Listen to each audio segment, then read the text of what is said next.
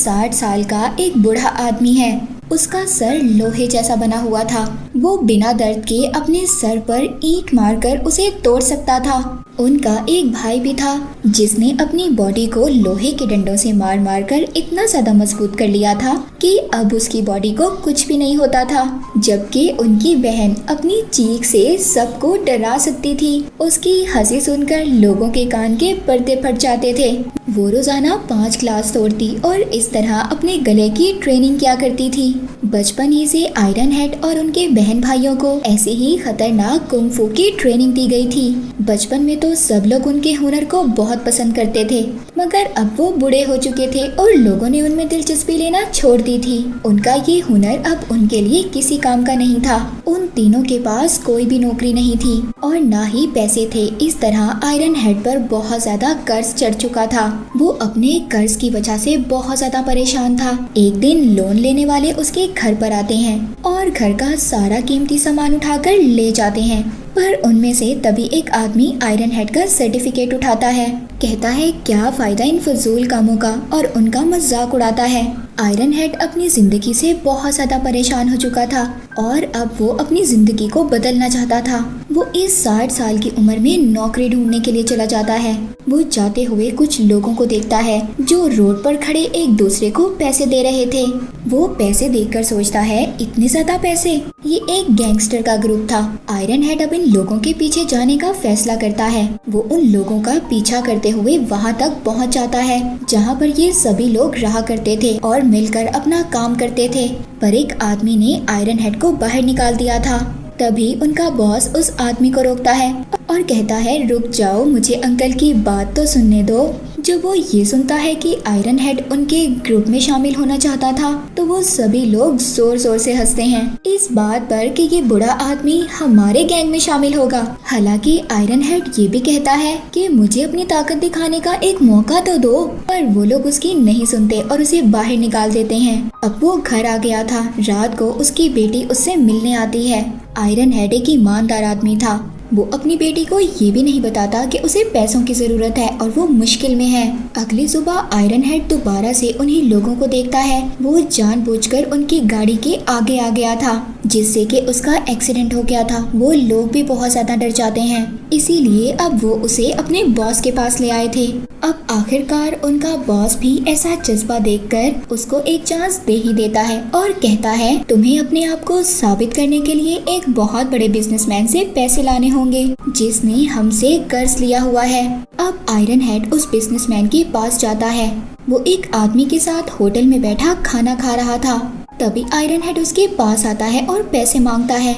वो उसे पैसे देने से इनकार कर देता है। तभी आयरन हेड ने उसके खाने में थूक दिया था जिसकी वजह से बिजनेसमैन गुस्से में एक कांच की बोतल उसके सर पर दे मारता है। पर वो तो आयरन हेड था, उसे क्या हो सकता था। वो खुद ही 10-12 बोतलें अपने सर पर दे मारता है।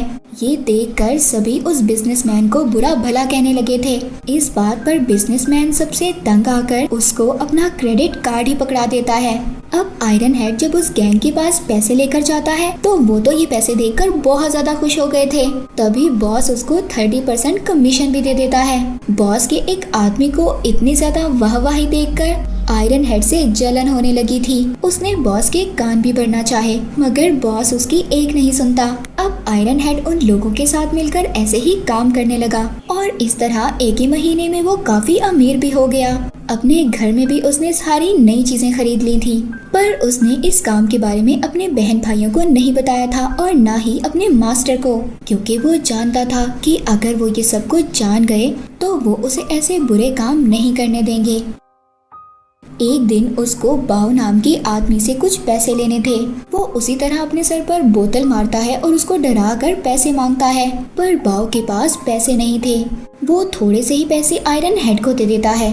अब वो जब अपने बॉस के पास पैसे लेकर जाता है तो वो आदमी जो अब उससे जेलस होता था वो कहता है ये पैसे तो बहुत कम हैं और हमारा ये रूल है कि हम पैसे पूरे लेते हैं। अब जब सब लोग उस पर बहुत ज्यादा बोलते हैं तो वो कहता है कि मैं 3 दिन के अंदर अंदर पैसे लेकर आऊंगा, और ये कहकर वो वहाँ से चला जाता है। पर रात को जब वो घर जा रहा था तो कुछ आदमी उसे बहुत मारते हैं और उस लोन के पेपर भी फाड़ देते हैं ताकि ये बाव से 3 दिन के अंदर अंदर पैसे ना ला सके। ये सब लोग बॉस के ही आदमी होते हैं जो इससे जेलस थे। अगले दिन वो दोबारा से बाव के पास गया और उसके पाँव पकड़कर पैसे मांगने लगा। जो लोग उसे ऐसा करते देख रहे थे वो अब बाव को ही बुरा भला कहने लगते हैं। बाव सब लोगों से तंग आकर आयरन हेड की तरह अपने सर पर ईंट मार लेता है, जिससे कि उसके सर से खून आने लगा था। ये देखकर वो उसके सर से खून को साफ करता है और सोचता है कि मैं पैसे लेने के लिए कितना ज्यादा नीचे गिर गया। पर दूर खड़ी गाड़ी में बॉस और उसके एक आदमी ने आयरन हेड पर नजर रखी हुई थी। अब बॉस को भी उस पर शक होने लगा था, पर वो अपने आदमी से कहता है कि 3 दिन रुक जाओ, फिर देखते हैं। एक शाम आयरन हेड के बहन भाई उसके घर पर आते हैं और उन्हें उसके घर में नई चीजों को देखकर ये पता चल गया था कि ये सब कुछ उसने कैसे लिया है, कि उनका भाई जिन लोगों के साथ मिलकर काम करता है वो गरीब लोगों को पैसे उधार देते हैं और फिर उनसे वापसी पे दुगने पैसे लेते थे। वो कहते हैं कि तुमने अपनी ट्रेनिंग का इस्तेमाल कितने गलत कामों में किया। आयरन हेड अपने बहन भाइयों की बातों पर बहुत ज्यादा शर्मिंदा हो जाता है। उसने सारे पैसे टेबल पर फेंक दिए थे और कहता है कि अब मैं ये काम नहीं करूँगा। पर जब उसके बहन भाई इतने सारे पैसे देखते हैं तो अब उनके दिल में भी लालच आ जाता है। वो भी इसके साथ इस काम में शामिल हो गए थे। जिस तरह वो लोगों को डराते और पैसे वसूल करते थे वो एक ही घंटे में बहुत सारे पैसे कमा लेते हैं। अब सिर्फ वो आदमी बाव ही रह गया था जिससे इन लोगों ने पैसे लेने थे। तीनों बहन भाई उसके घर बैठ जाते हैं और पैसे मांगते हैं, पर जब वो इन्हें बताता है कि मेरे पास पैसे नहीं है तो ये तीनों उसको मशवरा देते हैं कि घर बेच दो।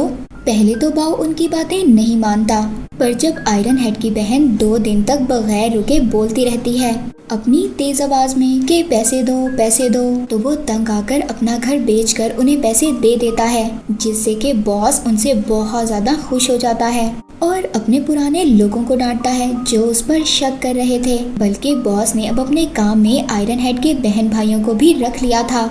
वो अपने अपने हुनर का इस्तेमाल कर बहुत सारे पैसे कमा रहे थे और अय्याशी की जिंदगी जीने लगे थे। आयरन हेड की बर्थडे पर उसके हेड बॉस मिलने आते हैं और उसे बताते हैं कि हम अब कॉलेज के स्टूडेंट्स को भी लोन देंगे और वापस ना मिलने पर हम उन्हें भी तंग करेंगे। आयरन हेड बॉस की इस बात पर एग्री तो नहीं था, पर बॉस के डर से कुछ कह भी नहीं सकता था। कुछ दिन के बाद वो एक लड़की को परेशान कर वसूली के चक्कर में थे। वो लड़की बहुत ज्यादा मजबूर थी, उसके पास देने को पैसे नहीं थे और ये बात आयरन हेड को बिल्कुल भी अच्छी नहीं लग रही थी, क्योंकि वो लड़की को बॉस के साथ रहने का कह रहे थे। वो अब इन सब चीजों में पड़ना नहीं चाहता था, इसीलिए वो अपनी फैमिली को बोट पर लेकर घूमने के लिए चला जाता है, जहाँ पर सफर में उसको बाव की फैमिली भी मिलती है। बाव की बेटी आयरन हेड के पोते से कहती है कि हमारी इस हालत के जिम्मेदार तुम लोग हो।